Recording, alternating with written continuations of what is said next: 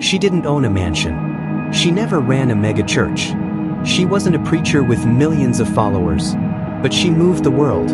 In a world drowning in noise, greed, and pride, one woman chose to be silent, to serve, to love, and through her silence, God spoke volumes. Born as Agnes Gongsabojaxiu in 1910, she felt the tug of the Spirit at just 12 years old. And by 18, she left everything behind to become a missionary. But it wasn't until 1946, on a train to Darjeeling, that she received what she called a call within the call.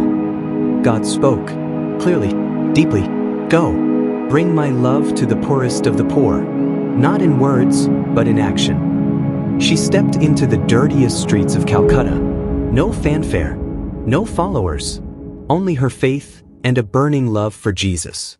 She touched the untouchable, held the hands of the dying, cleaned the wounds of those abandoned. To many, they were nobodies. To her, they were Jesus in distressing disguise. She once said, "I'm not called to be successful. I'm called to be faithful." And faithful she was. Through loneliness, doubt, spiritual dryness, she kept showing up. Because to her, ministry wasn't a stage. It was a daily choice to love like Christ. The world eventually noticed. Nobel Peace Prize, global recognition. Saints called her saintly before the church ever did. But she never lost sight of her mission, to make Jesus known in the simplest form, love. Mother Teresa never built an empire.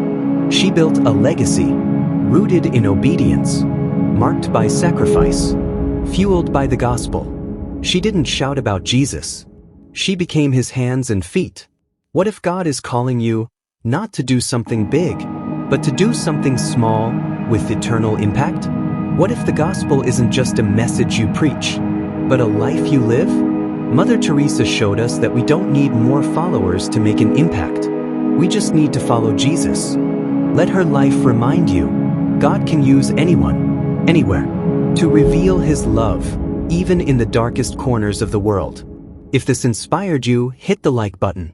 Subscribe for more Christian stories that stir your faith.